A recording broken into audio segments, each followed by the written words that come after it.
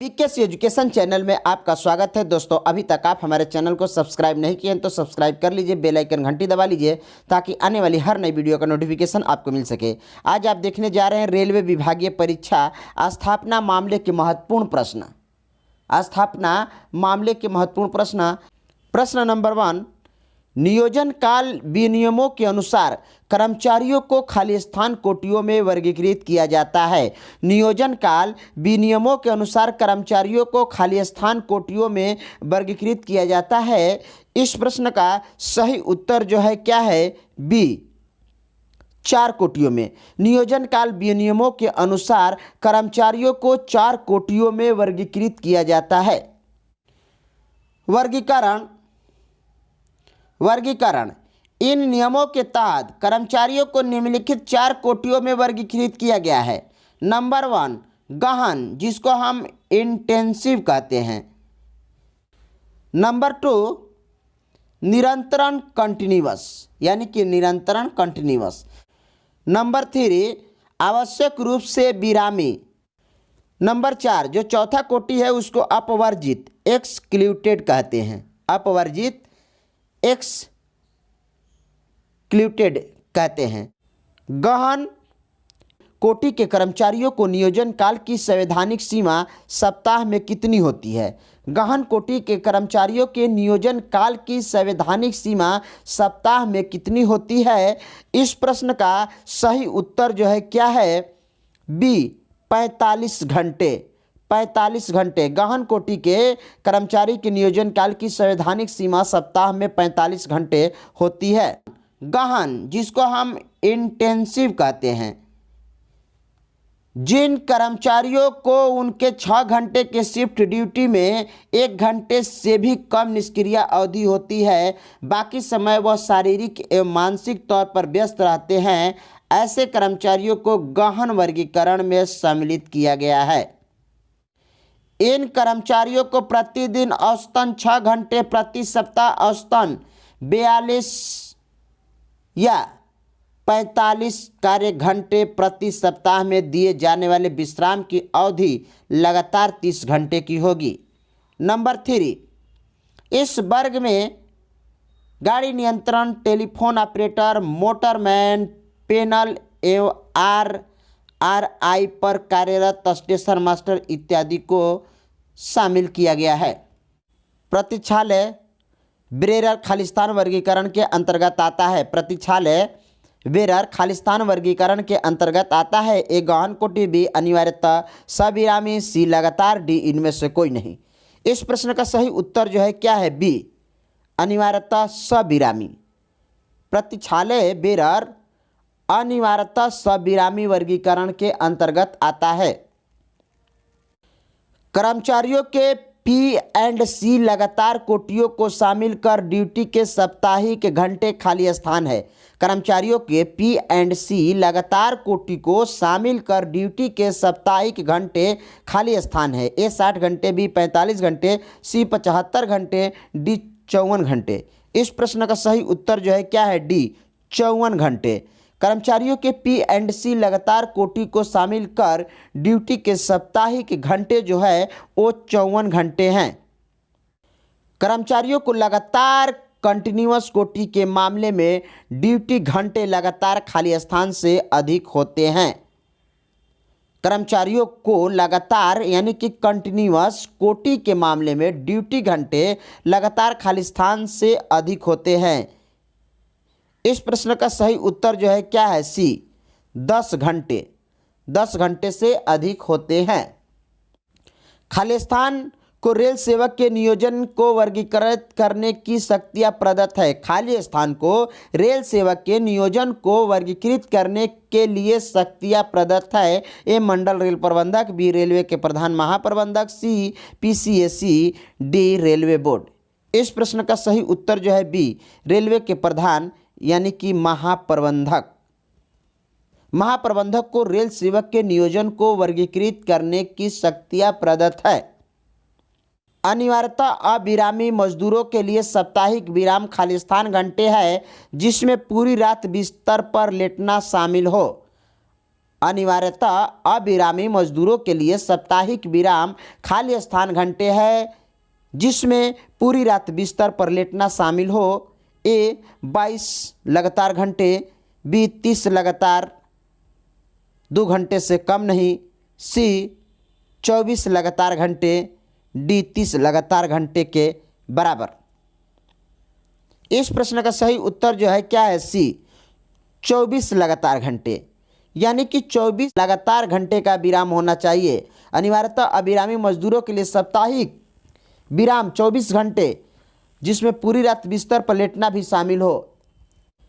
प्रतिपूरक आप कितने दिनों के अंदर मंजूर किया जाता है? प्रतिपूरक आप कितने दिनों के अंदर मंजूर किया जाता है? ए 30 दिन, बी 60 दिन, सी 45 दिन, डी सीमा नहीं। इस प्रश्न का सही उत्तर जो है ए 35 दिन। इस प्रश्न का सही उत्तर जो है क्या, ए 30 दिन। प्रतिपूरक आप है 30 दिनों के अंदर मंजूर किया जाता है। कार्य विश्लेषण के लिए अंतरिम मूल्यांकन खालिस्तान घंटे के लिए आयोजित किया जाता है।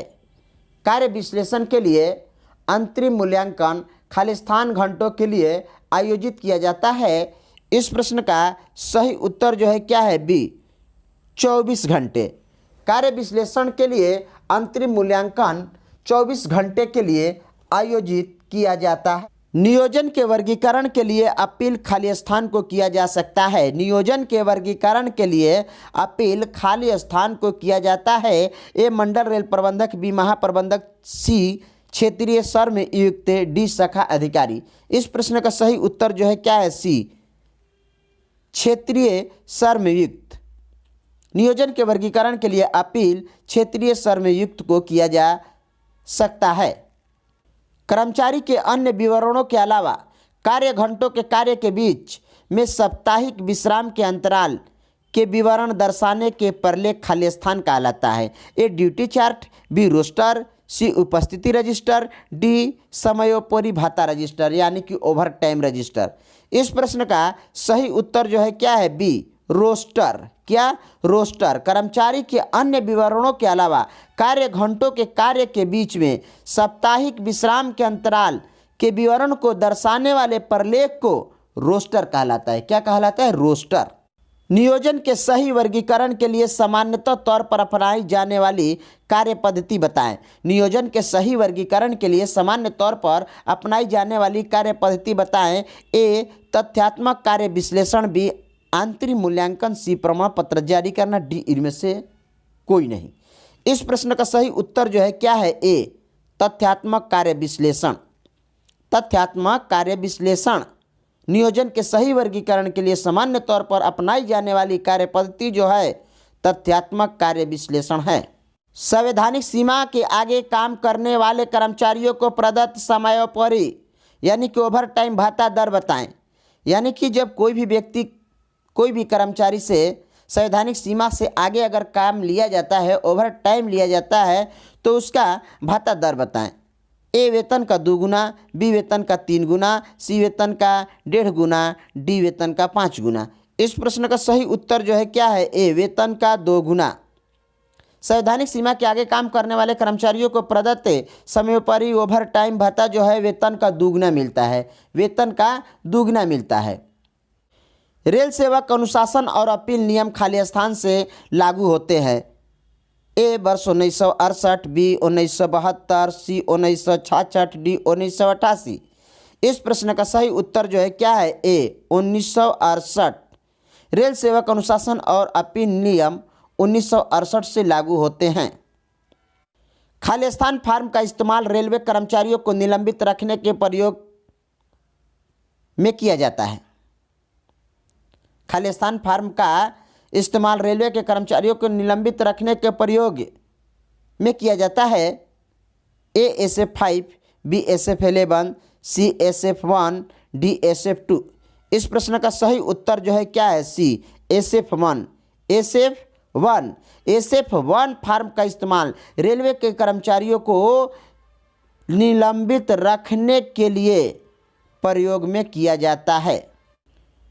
रेल सेवक अनुशासन और अपील नियम के नियम संख्या खालिस्तान में शक्तियाँ से संबंधित है। रेल सेवक अनुशासन और अपील नियम के नियम संख्या खाली स्थान जो है वो शास्त्रीय से संबंधित है। A6, B7, C5, D1।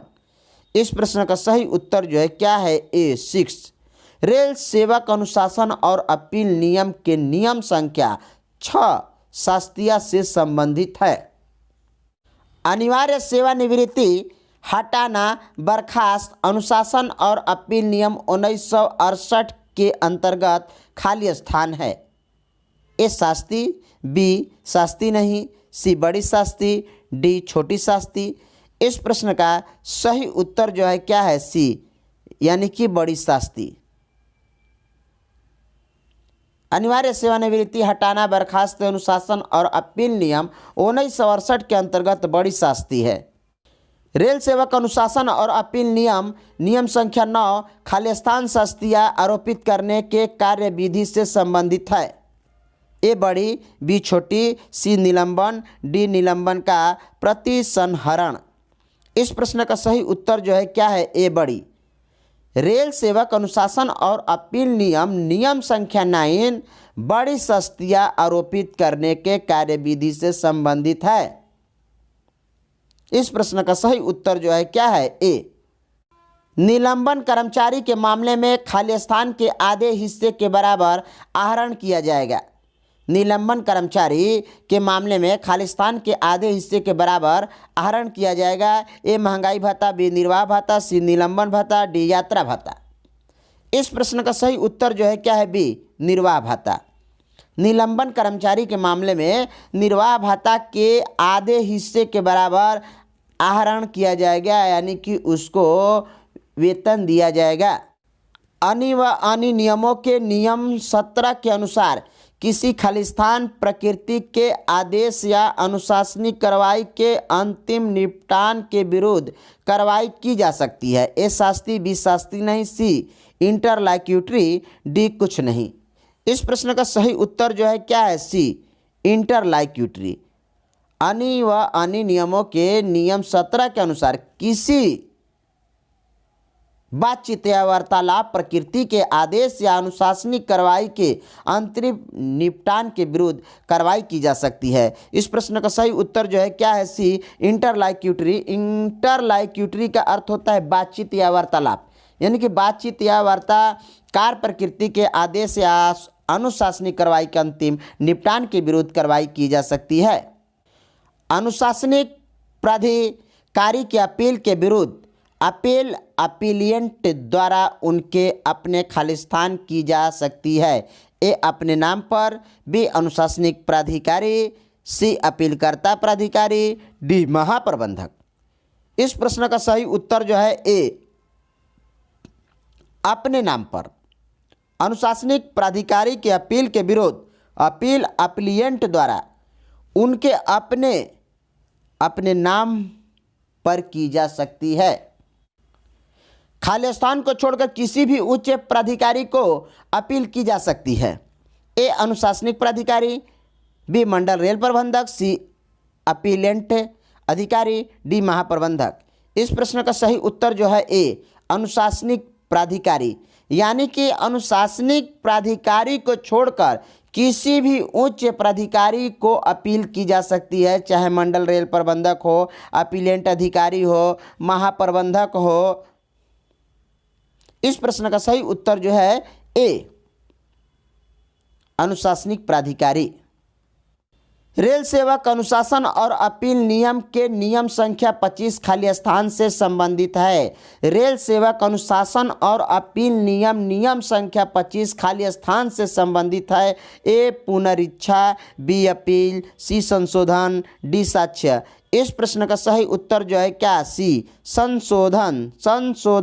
Rail सेवक अनुशासन और अपील नियम नियम संख्या 25 संशोधन से संबंधित है। संशोधन से संबंधित है। रेल सेवक अनुशासन और अपील नियम नियम संख्या 25 से खाली स्थान से संबंधित है।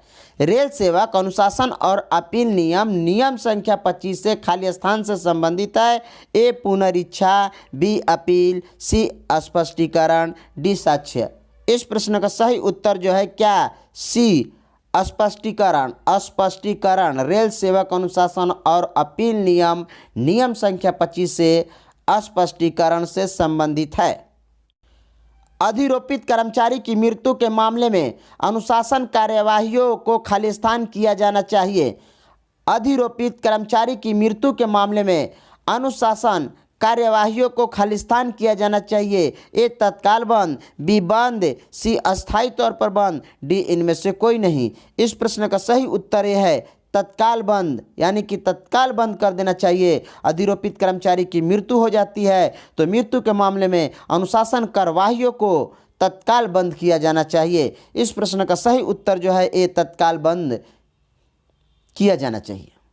तो दोस्तों आप देख रहे थे स्थापना मामले से संबंधित महत्वपूर्ण 25 प्रश्न, और इसके बाद मैं नेक्स्ट वीडियो में भी 25 प्रश्न लेकर आऊँगा। दोस्तों यदि ये वीडियो आपको पसंद आता है तो लाइक कीजिए। अभी तक आप हमारे चैनल को सब्सक्राइब नहीं किए हैं तो सब्सक्राइब करिए, बेल आइकन घंटी दबा लीजिए ताकि आने वाली हर नई वीडियो का नोटिफिकेशन आपको मिल सके।